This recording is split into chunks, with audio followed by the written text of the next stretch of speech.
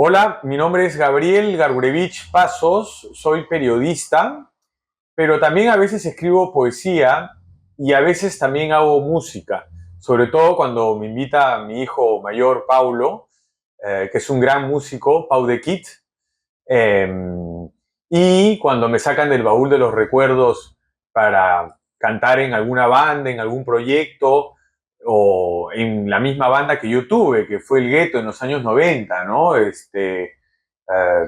Hace unos pocos meses nos reunimos en homenaje a Jan-Marc Rottenbacher, que era el baterista, que ya no está con nosotros, y yo fui feliz haciendo música, ¿no? Pero bueno, todo está relacionado, pienso yo, la música, la poesía, las letras, el periodismo, en fin.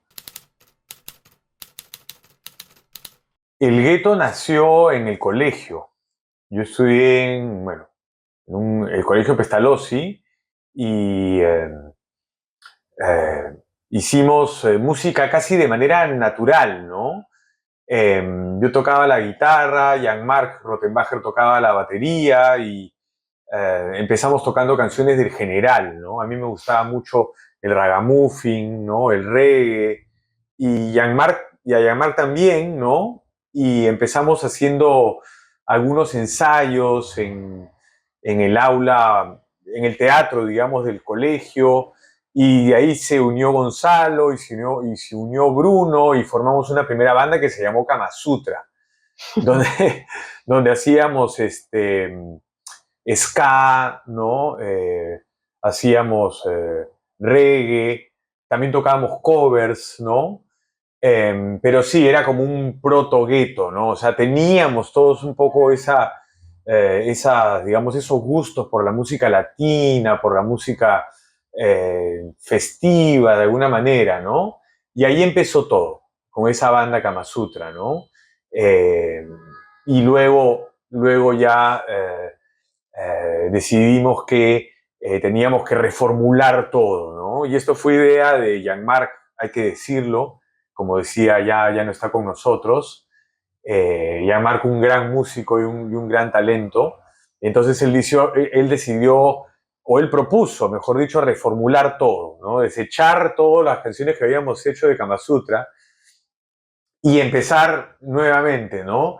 Esta vez ya, no sé si más en serio es la palabra, pero quizás sí, un poco más en serio en el sentido de hacer menos, eh, hacer menos chongo rock, ¿no? Sino hacerlo en serio, ¿no? Hacer letras más elaboradas, hacer armonías más elaboradas y definir una identidad, ¿no? Y así empezamos a componer con Jan-Marc, ¿no? Porque Jan-Marc trajo una primera canción y después yo hice la letra de esa canción y la melodía, y esa fue más o menos la dinámica, ¿no? Luego yo también hacía canciones propias, ¿no? Que llevaba ya hechas, ¿no?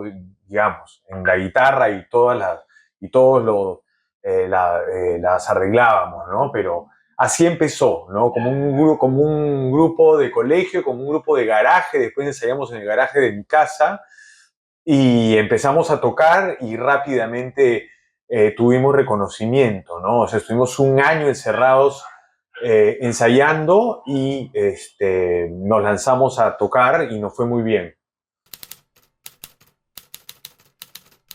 Sí, o sea, la literatura siempre estuvo ahí en mi vida, así como la música, ¿no? La música estuvo ahí gracias a mis padres, ¿no? A mi padre y a mi madre, que escuchaban buena música, ¿no? Ellos fueron un poco hippies también en los 60, ¿no? Entonces era inevitable escuchar a los Beatles, ¿no? A Jethro Tull, eh, en fin, tantas bandas, Emerson, Lake and Palmer o Crosby, Still and Nash, ¿no? Cat Stevens, por mi madre Silvio Rodríguez, ¿no? Entonces, desde chico ya tenía la música, pero también tenía eh, la vocación del lector, desde que era niño, ¿no? Desde que era niño. Me gustaba leer, me gustaba leer. Y bueno, leí El Principito, ¿no? Cuando era chico, también leí Salvador, ¿cómo se llama? Juan Salvador Gaviota, creo que es, ¿no? Sí. Y estos libros que uno lee cuando es niño, ¿no? También los libros de Julio Verne, ¿no? Y otros libros, recuerdo ese libro que era un libro donde surgían opciones para tú continuar la historia tirando dados, por ejemplo, ¿no? Y decían, si sale tal número, entonces toma este sendero o anda a la página tal, ¿no? Y te llevaba, y así, me gustaban esos libros, ¿no? La poesía cuando era niño no tanto, pero sí, ya cuando estaba en las épocas universitarias empecé a leer poesía y que de hecho coincidió, porque la universidad, mira, fíjate, el grupo Kama Sutra fue un grupo de colegio y ya el gueto fue un grupo más de universidad, ¿no? O sea, un poco más maduro, si se quiere, más maduro. O sea, éramos nosotros todos menos maduros, creo. Pero el asunto es que ya me empezaba a nutrir yo de la poesía, ¿no? O sea, para hacer letras. Por ejemplo, recuerdo que una de las primeras canciones que hicimos, que se llama Martí, que no está en el disco, pero de hecho está en un compilatorio que se llama Mil Gritos contra el Tedio. Es uno muy bueno, está en YouTube, no está en Spotify, debería estar en Spotify, donde hay muchas bandas peruanas de los 90, ¿no? Y ahí nos convocaron, ahí recién estábamos empezando, pero como digo, tuvimos un reconocimiento con el gueto bastante rápido, nos incluyeron ya dentro de la movida, una movida no, que todavía tenía rezagos subterráneos, ¿no? O sea, era todavía se podía hablar de una movida subte, ¿no? Ahora no es que ahora no la haya, ¿no? Sino que en los 90 también lo underground estaba de moda, ¿no? De alguna manera, si te pones a pensar en las bandas que había en esa época, ¿no? Pero para no irme del tema, sí, o sea, a veces cogía yo, parafraseaba o me inspiraba de poemas de Vallejo, ¿no? O de Martín Adán, ¿no? Que ya empezaba a leer en esa época. Entonces, la poesía estuvo presente desde que empecé a escuchar música como Silvio Rodríguez y después continué escuchando música como Soda Stereo o Radio Futura o toda la movida española que tiene muchas letras poéticas, ¿no? Y el hecho de que empecé a leer yo también poesía, todo eso fue alimentando, digamos, la lírica, ¿no? Que yo implementaba o desarrollaba en las canciones del gueto, ¿no? ¿Y tú querías dedicarte a la música en ese entonces? ¿Era algo que te llamaba? Porque luego se hace comunicaciones. ¿Cómo fue que llegamos ahí? Claro, no, en realidad no, nunca, ni yo ni nadie del gueto nos las creímos tanto, en realidad, no nos las terminamos de creer. O sea, nos iba muy bien, tocábamos, o sea, teníamos, digamos, buena recepción de la gente y tocábamos no solamente en Barranco y Miraflores, ¿no? También tocábamos mucho en el centro, tocábamos en Quilca, ¿no? En el Agustí Rock, ¿no? Y en festivales también subtes donde nos invitaban, ¿no? Pero también en Barranco, obviamente, y en Miraflores también, ¿no? Este, pero claro, teníamos recepción, ¿no? Teníamos público, teníamos incluso prensa, pero no nos las creíamos, ¿no? No nos creíamos realmente que podíamos tener un éxito que nos permita trascender, ¿no? No sé por qué, había una suerte como de autoboicot, ¿no? Nos boicoteábamos nosotros, no sé si era porque éramos muy intensos, nuestra personalidad, todos éramos, juntos éramos dinamita, ¿no? Entonces, eso quizá, ese ímpetu, esos impulsos, hicieron que no fuésemos tan determinados, ¿no? Para poder seguir trascendiendo, porque éramos buenos, el disco es bueno, o sea, es un buen disco, valgan verdades, ¿no? Pero, ¿por qué estudié comunicaciones? Justamente por eso, ¿no? Porque no me la terminaba de creer y no solamente por una opción de que hay que estudiar algo para trabajar o para hacer dinero, ¿no? O para tener una carrera, ¿no? Por como manda la tradición familiar, ¿no? Sino también porque me interesaba también, me interesaba, yo desde que también era chico, aunque al principio quise estudiar psicología en la Universidad de Lima, fue chistoso, además porque yo entré y era la primera promoción de la Universidad de Lima de psicología y eran puras mujeres, ¿no? Entonces cuando el rector o el decano se refería a los nuevos o a la primera promoción se refería en términos femeninos, ¿no? Yo tenía que alzar la mano para decir de que había un varón ahí en el grupo, ¿no? No, esa es una anécdota divertida, ¿no? Igual yo estaba encantado, digamos, de estar ahí, ¿no?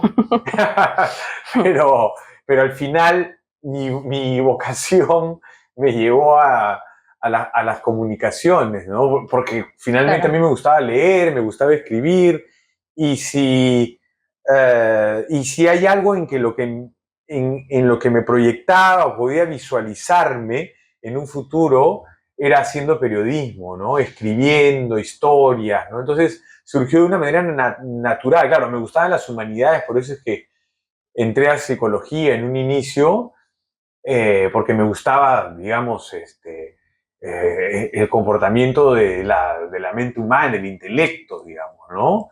Las humanidades en general, pero finalmente me di cuenta que en comunicaciones, aparte de comunicaciones en la Universidad de Lima, en esa época y hasta ahora todavía mantiene cierto prestigio, pero en esa época era muy prestigioso, sobre todo a nivel latinoamericano, ¿no?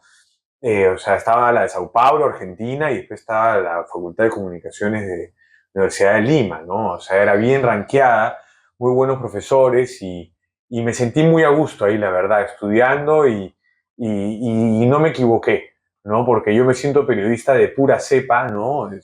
Siento que tengo esa vocación en la sangre, ¿no? En el corazón, en la mente, y entonces, siento que no me he equivocado, a pesar de que el periodismo ahora esté mutando, que algunos digan que esté muriendo.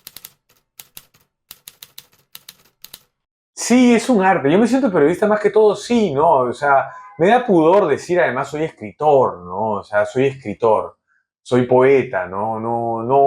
No suelo decir, aunque lo dije en la presentación, ¿no?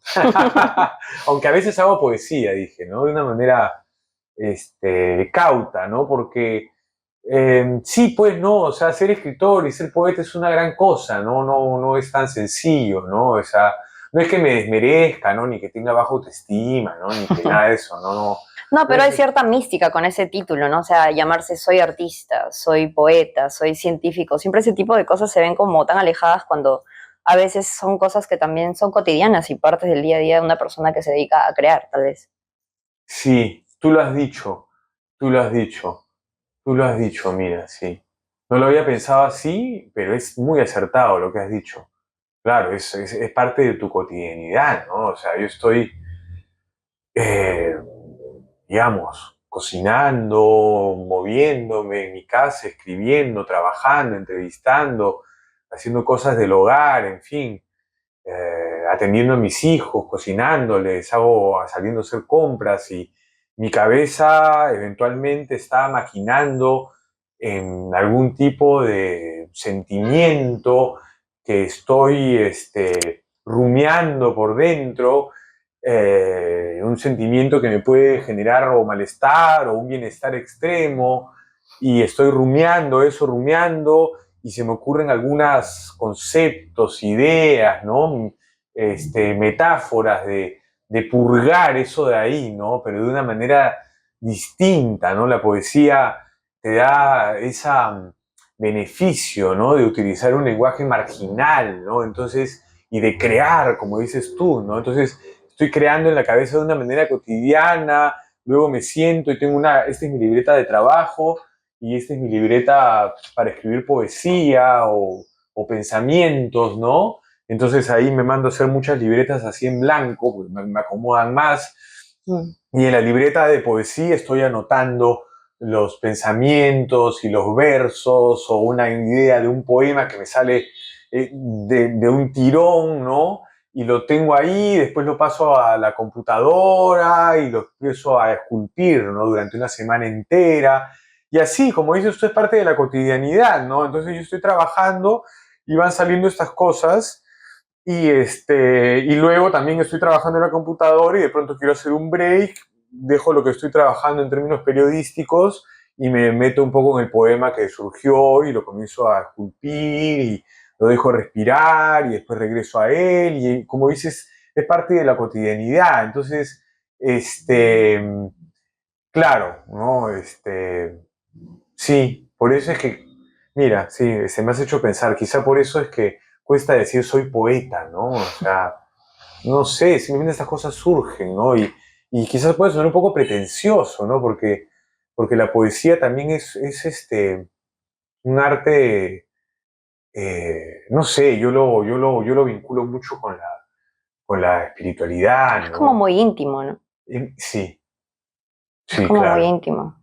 Es muy íntimo, ¿no? Pero tiene que ver también con el orden de la vida, ¿no? O Mm. sea, con el orden de la vida en el sentido de que, o sea, de que así como suceden cosas en el cosmos, digamos, como sale la luna o como sale el sol, ¿no? O como, eh, ¿no? O como suben las mareas, ¿no? También suceden cosas adentro de uno, ¿no? De la misma manera, ¿no? O sea, hay cambios y esos cambios y estos devenires internos, estos microcosmos que nos recorren, digamos, en nuestro interior, claro. En nuestro interior también es entre comillas, ¿no? Porque estamos conectados en realidad con todo lo que sucede allá afuera, ¿no? Es parte de una misma inteligencia, si se quiere, ¿no? Entonces, para mí la poesía tiene que ver con ese discurrir también, ¿no? Este, e intentar captar un fragmento de ese discurrir es lo que me parece fascinante, ¿no?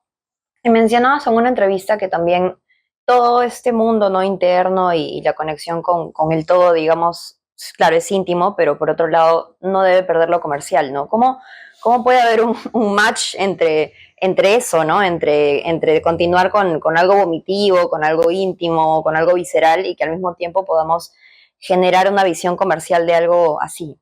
¿Cómo llegamos a ese Yo te match? dije eso que debía ser comercial. No, lo leí en una Ah, entrevista. ya. ¿Que yo di? Sí. Ah, sí, ¿no? Ah, claro, como... Claro, es que sí, quizá la palabra, a ver, sí, quizá lo dije un poco para provocar que la poesía podía ser comercial, ¿no? Cuando, sí, mire, claro, cuando dije eso o cuando pensé en eso, yo estoy pensando en la poesía también como una pieza comunicativa también, ¿no? ¿Por qué Mm. no? ¿Por qué no pensarlo como una pieza comunicativa, ¿no? Y también sí, ¿por qué no pensarlo en términos comerciales, ¿no? Hemos estado hablando de una manera casi mística sobre la poesía hace un Mm. momento, pero también, ¿por qué no pensarlo desde un término comunicacional, digamos, ¿no? O sea, ¿a qué me refiero con eso? Por ejemplo, ¿no? Si tú tienes una noticia o un hecho noticioso que cubrir, tú estás buscando el título de esa noticia, ¿no? El ángulo de comunicación, o cuando una empresa determinada me manda a hacer un libro, yo me informo primero y les presento un concepto, que es el ángulo de comunicativo que va a encerrar después lo que va a discurrir en ese libro, ¿no? Igual también, ¿no? Un libro, cuando yo presenté mi primer libro, Ocho mujeres, retratos de peruanas que encontraron el éxito y el poder, también lo presenté y yo cuando la primera vez que presenté estos perfiles eran muchos perfiles, no eran solamente de mujeres, eran de Ujú. mucha gente de todos los rubros y de todos los ámbitos, ¿no?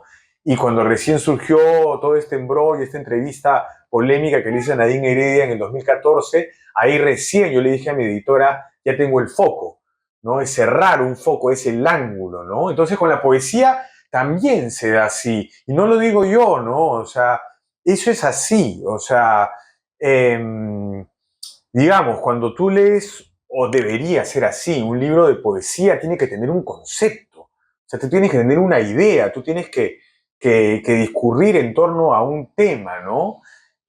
Eso definitivamente. O sea, tú no puedes escribir poesía y desperdigar poemas de aquí para allá y después unirlos en un libro, ¿no? Entonces, Claro, tiene que haber un como una concepto. narrativa, ¿no? Tiene exactamente. Tiene que haber una narrativa, un hilo conductor, un concepto, un ángulo de comunicación que te dé el título y que te englobe todo. El orden de los poemas también tiene que... Entonces, en ese sentido, se puede hablar de la poesía también en términos comunicacionales, ¿no? Porque más o menos es el mismo proceso que uno hace para hacer publicidad, un aviso publicitario, para hacer cine, para hacer lo que sea.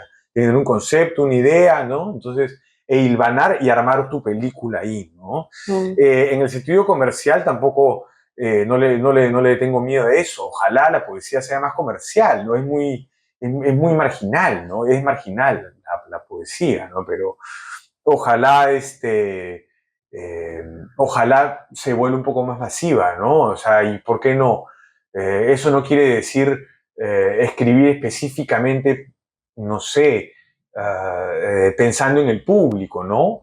Pero si se da el match con el público, en buenísima hora, ¿no? No, era muy distinto, ¿no?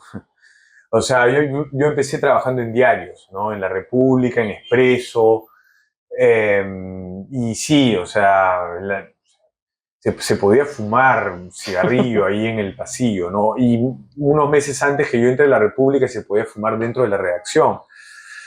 Había mucho más bohemia, ¿no? O sea, yo me preguntaba si el periodismo es arte. Yo pienso que sí, sobre todo cuando se expresen las crónicas, ¿no? Quizá en el día a día es más esquemático, pero no deja de ser arte, ¿no? Y no deja de ser arte en el sentido de tú construir, ¿no? Una información. Así tengas ya un modo de escribir una nota periodística que normalmente se repiten en los diarios las mismas fórmulas, pero tú estás recabando esa información, ¿no? Y eso ya, el hecho de construir ya es un pequeño arte, ¿no?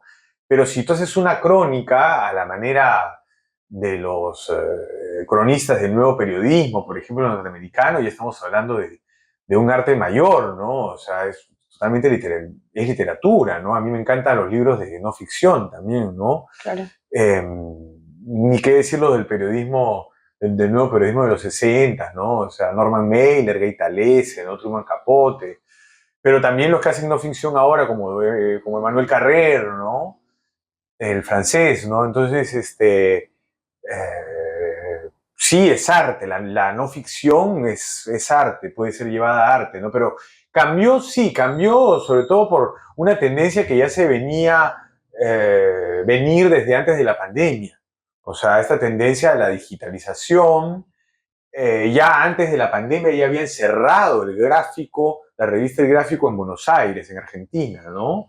Para decirte un ejemplo, ¿no? O sea, imagínate que cierren El Gráfico en Argentina, una revista futbolera internacionalmente conocida, que la cierren, ¿no?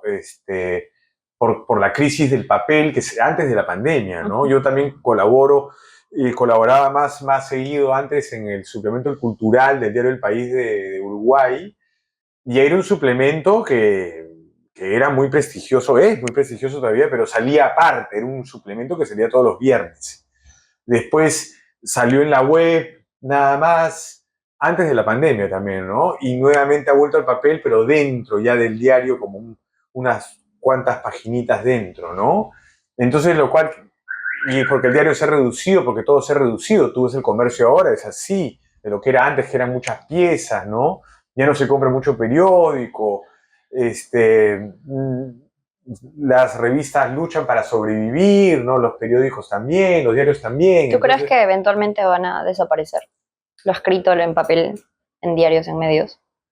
No creo que desaparezca, ¿no? Porque no ha desaparecido, digamos, en países más desarrollados, ¿no? O sea, en Europa todavía tienen fuerza, ¿no? Las revistas y los suplementos y los diarios. Y en Estados Unidos también, ¿no? No conozco tampoco el dedillo de la realidad, pero, o sea, sí todavía tienen cabida y tienen importancia, ¿no? Las revistas, en el caso latinoamericano, sí, o sea, por ahí estamos pasando por una crisis, pero pienso que va a regresar, ¿no? O sea, pienso que todo es cíclico, además en la vida, ¿no? Y es un momento ahora que quizá no es bueno, sobre todo para el periodismo en papel, también para la televisión, porque la digitalización también implica ahora ya mucha gente hace sus podcasts, ¿no? Y programas en internet, y la televisión ya no es tan necesaria para tú poder comunicar, ¿no? Lo que tú quieras comunicar, ¿no? Entonces, sí, hay toda esta mutación producto, y la pandemia fue definitivamente no sé si llamarlo estocada final no, no, pero fue, fue como un empuje, Prefinal. prefinal, fue como un empuje ya para que estas tendencias a la digitalización se consoliden, ¿no? Lo que pasa es que, claro, y eso no sucede solamente en el Perú, ¿no? O sea, eso sucede en todo el mundo.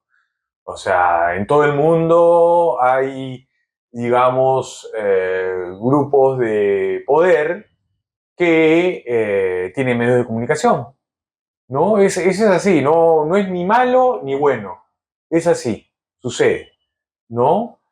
Eh, entonces, claro, a veces, o muchas veces, los medios de comunicación se ven subordinados, o no subordinados, sino supeditados, ¿no? A una línea editorial que está de alguna manera impuesta por los dueños de este conglomerado de empresas periodísticas, ¿no? Entonces, en ese sentido puede ser un poco limitante, ¿no? Y pensando justo en la labor periodística, en esto, ¿qué perfil dirías tú que debe tener una periodista de la actualidad, ¿no? O sea, teniendo en cuenta que hay esas influencias, digámoslo así, de ciertas líneas o cierta editorial que se quiere imponer, debe haber un perfil De de un periodista. claro, actual, ¿no? O sea, para poder realizar de manera, digamos, ética y bien hecha su trabajo. Sí, yo pienso que el perfil debe ser darle cabida a todos. O sea, el ABC del periodismo es entrevistar a la fuente A, a la fuente B, a la fuente C, a la fuente D. Mientras más fuentes tengas que se puedan cruzar y contrastar, mejor. Entonces, ese es el ABC del periodismo y eso pienso que es lo que se debería practicar, ¿no? Y lo que debería hacer no solamente un periodista, sino un medio de comunicación, darle cabida a todo, ¿no? O sea, darle cabida a todo, no que porque este no me gusta o porque le tengo miedo, entonces no le doy cabida, porque eso qué genera a la larga, o sea, cuando tú no haces el ejercicio de entrevistar a todas las fuentes que puedas, y cruzarlas, ¿no? Y contrastarlas, ¿no? O simplemente exponerlas, ¿no? Por ejemplo, en un proceso electoral, ¿qué es lo que sucede, ¿no? Cuando tú no le das cabida a ciertas fuentes, la gente que se siente identificada con esas fuentes que tú no le has dado cabida, este, se va a sentir no incluida, se va a sentir excluida, justamente como tú mencionabas, tú lo has dicho, de los medios mainstream, ¿no? Se van a sentir excluidos. Entonces, eso no contribuye a una sociedad sana, no contribuye a una sociedad sana, y eso es algo que muchas veces los medios no entienden, ¿no? O sea, que hay que darle cabida a todos, hay que escuchar todas las voces sin miedo, ¿no? Esa es una verdadera democracia, ese es un verdadero, si quieres, liberalismo, ¿no? O sea, ya para ponernos en términos un poco más modernos, no sé. O sea, un verdadero liberalismo, o sea, es decir, que todas las voces estén incluidas para que ninguna se sienta excluida, ¿no? Y de esa manera tener una sociedad más sana. Ese proyecto, bueno, yo vengo haciendo periodismo agrícola desde 2017 Ujú. y empecé haciendo una revista chilena que se llama Reta Agrícola.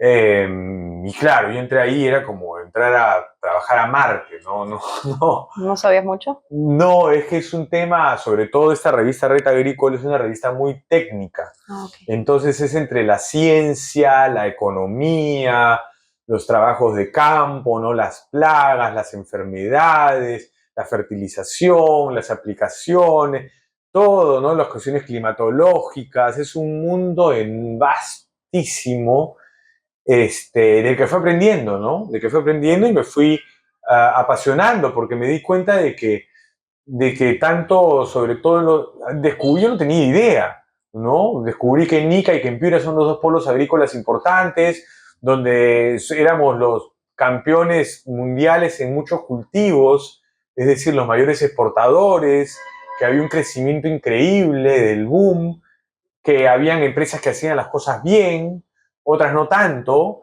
pero yo me fijaba, digamos, en mis historias de las que hacían las cosas bien, y es ahí donde años más tarde, después de trabajar en esta revista Red Agrícola, donde yo decido crear mi propio medio, ¿no? O sea, Justamente, para esta revista escribías de aquí, de Perú, sobre proyectos de acá o era sobre sí, Chile no, también. ellos tenían una sede acá y todavía la tienen, Ah, funciona ok. acá en Perú, Red Agrícola, hacen conferencias, eventos, en fin, también. Ujú. Pero ahora escribo yo también para otra revista, ¿no? Se llama, bueno, es Visión Magazine Latinoamérica, que también tiene que ver con la agroindustria, y Portal Frutícola, que también tiene que ver con la agroindustria, ¿no? Pero tengo mi propio medio que se llama Arriba el Agro, que le mencionaba respecto a las empresas que hacen las cosas bien. ¿Por qué? Porque lo que me interesaba a mí, no, cuando creé, digamos, este programa, este medio, era la inclusión del pequeño agricultor en la cadena agroexportadora, ¿no? Eso, Okay. ¿no? O sea, cómo el pequeño agricultor, historias de éxito de un pequeño agricultor, ¿no? O sea, cómo el pequeño agricultor, ya sea porque se ha gremiado, ¿no? Y ha conseguido su propio packing, su plata empacadora, y ha logrado exportar por ellos mismos como gremio, como asociación, al exterior, a Europa, en fin, ¿no? El caso de esparragueros en Chocope, en La Libertad, el caso de los bananeros en Sullana, ¿no? Que se juntan en cooperativas, ¿no? Y exportan, ¿no? Es una maravilla. Pero también cuando la empresa privada los ha incluido a los pequeños agricultores que antes no tenían mucho éxito con sus cultivos de pan llevar, digamos, y viene una empresa, no sé, como Westfalia, y les ofrece capacitarlos en la siembra de palta, y les vende los plantines a un precio súper cómodo y a cuotas para que ellos puedan sembrar sus plantas de calidad, y después les compra esas frutas de esas plantas, y eso lo hace en varias partes del Perú. Entonces el agricultor crece, gana más dinero y exporta finalmente la fruta que produce a Europa o a los mercados extranjeros, ¿no? Entonces eso es lo que me parecía interesante, ¿no? De contar, ¿no? Y eso es lo que vengo haciendo en Arriba el Agro. También hemos contado historias de responsabilidad social de las empresas, ¿no? Como las empresas benefician a las comunidades, por ejemplo, ¿no?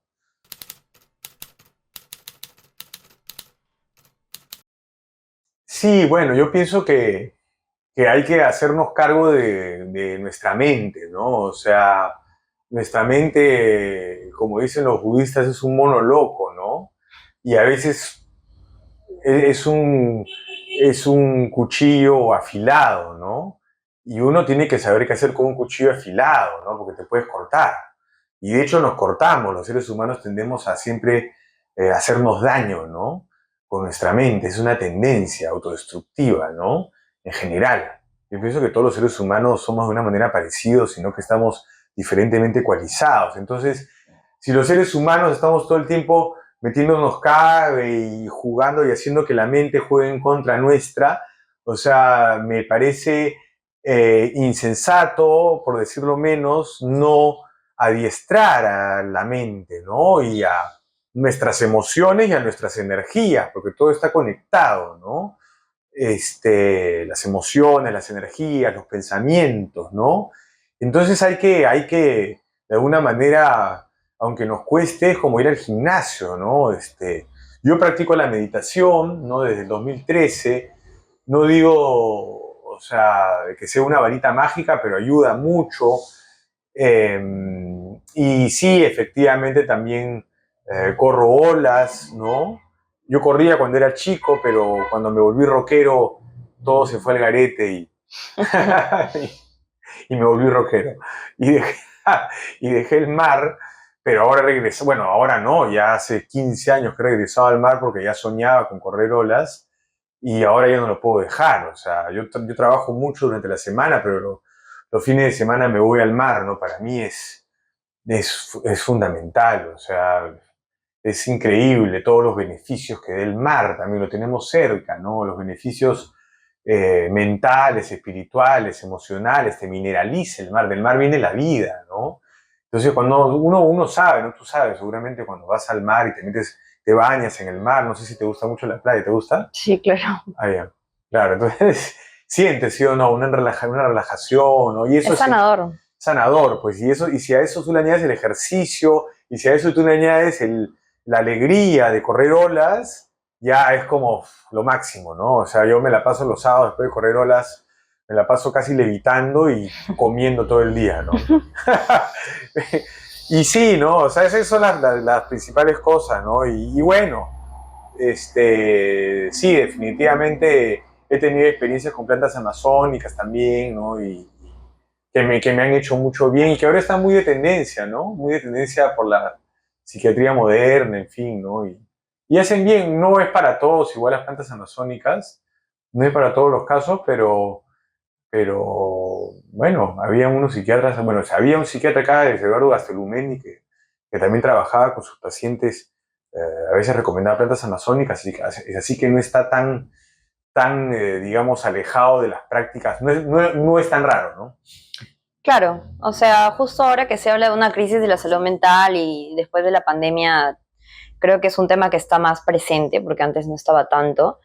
Sí, ¿no? Se habla de muchas sustancias, ¿no? De ketamina y otras cosas, pero claro, no es para todos, como dices, ¿no? Y también tiene que haber cierta, no sé si prescripción, ¿no? Del médico, tal, pero por lo menos una supervisión de eso, porque si Yo no... pienso que sí, también tiene que haber una supervisión, mm, no puedes hacerlo, no, y menos con las plantas amazónicas, ¿no? O sea, eso sí es peligroso. con un No respeto, ¿no?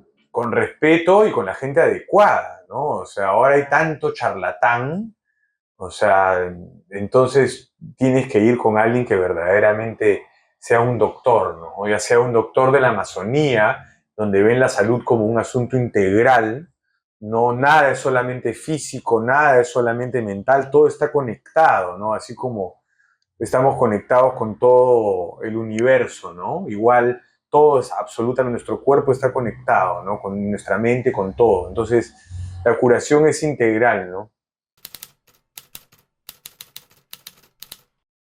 Sí, mira, me gustaría hacer narrativa y de hecho tuve algún proyecto de hacer alguna novela. Bueno, tengo algún proyecto, sí.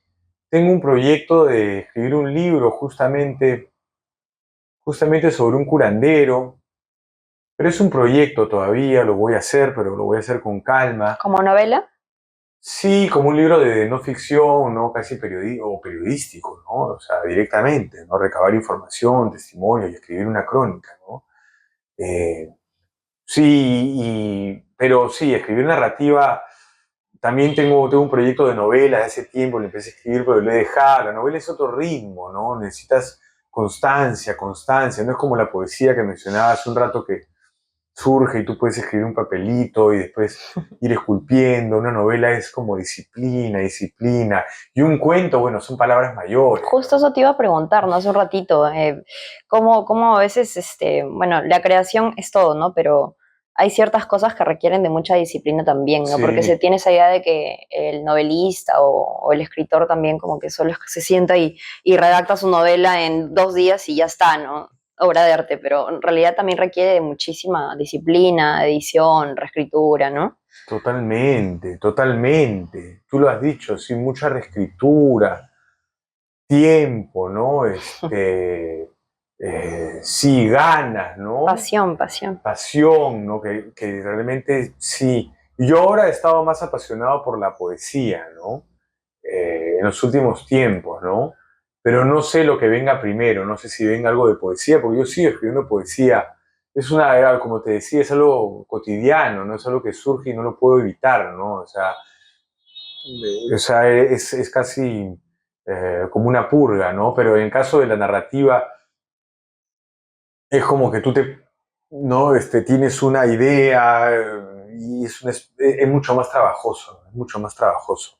O sea, no sé si es más trabajoso es la palabra, pero requiere de una continuidad, Claro. requiere de una continuidad, ¿no? Que yo ahora no me la he propuesto dar, ¿no? darme esa continuidad, ¿no? Y ahorita que estoy diciendo esto, estoy pensando en el fondo debería dármela, ¿no? Bueno, lo voy a hacer. Siempre que me preguntan sobre el mar, yo pienso en este verso de Martín Adán, ¿no? Que es más o menos, no me lo acuerdo exactamente, pero es: el mar es un alma que siempre tuvimos y nunca supimos dónde está, ¿no? Un alma que siempre es otra en cada uno de los malecones, ¿no? Y me parece interesante ese verso porque te dice mucho en relación al mar como inspirador o inspiración para escribir, ¿no? O sea, te da bienestar de diferentes maneras. Yo he hablado de la mineralización que te puede dar, cómo te puede curar, ¿no? En muchos aspectos, mental, espiritual, emocionalmente, ¿no? Y si haces ejercicio más aún, ¿no? Pero también es la amplitud que hay, ¿no? O sea, nosotros tenemos la suerte de tener un mar así en Lima, ¿no? Yo pienso que es lo mejor que tenemos, este balcón natural, ¿no? Y eso lo que te da es esta sensación de expansión, ¿no? O sea, ¿por qué a la gente le atrae tanto ver una puesta de sol, ¿no? O es la expansión, pienso yo, ¿no? Esa expansión es lo que te da una paz interior, ¿no? Entonces, pienso que algo de esa expansión, o todo de esa expansión, es en realidad nuestro origen, ¿no? O sea, nosotros somos un cúmulo de pensamientos, por un lado, y un cúmulo de, de cuestiones físicas, ¿no? En el cuerpo, corporales, ¿no? Entonces, eh, entre estas dos acumulaciones es que no podemos sentir esa expansión natural que es nuestra naturaleza, ¿no? De hecho, en la meditación tiene que ver justamente con alejarte de ese cúmulo de pensamientos y alejarte de ese cúmulo físico, ¿no? Y lo que hay en medio, eso eres tú, ¿no? Los budistas hablan de regresar a tu verdadera naturaleza, ¿no? Y la verdadera naturaleza, pienso yo, del ser humano es esta conexión con esta amplitud, ¿no? Lo que los cristianos podrían llamar el cielo, ¿no? Entonces las nubes pasan y son los pensamientos y todas son creaciones mentales en realidad, ¿no? Uno siempre está pendiente de los pensamientos o de lo que te pasa en el cuerpo, ¿no? Pero nunca estás alejado de estas cosas, que es lo que te da la verdadera paz, y el mar te remite a eso, ¿no? O te lleva a eso, a esa paz, porque uno mira el mar y es muy amplio, ¿no? Entonces ahí es donde uno puede conectar con, no sé, lo que los budistas pueden llamar la conciencia pura, o los taoístas el Tao, ¿no? En fin, toda esta cosa que, este vacío, esta inteligencia del vacío, ¿no? O sea, sí me he inspirado, ¿no? O sea, de hecho, ¿cómo no rendirle tributo al mar, ¿no? O sea, si es algo que me hace tanto bien, entonces es como que me inspira. A veces yo siento tanta dicha luego de una sesión, por ejemplo, de correr olas en el mar. Yo corro bodyboard, que es la tablita con las aletas, ¿no? Y pienso que esa sensación es muy gratificante, entonces me nace escribir sobre eso, y de hecho he escrito sobre el mar, ¿no? Hay algunos textos y poemas que tienen que ver con eso, ¿no?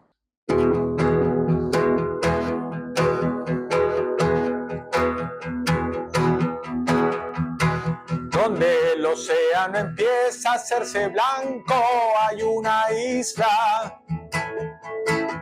Pocos han llegado ahí, la noche es más profunda que el mar. Una sirena en la gruta mayor.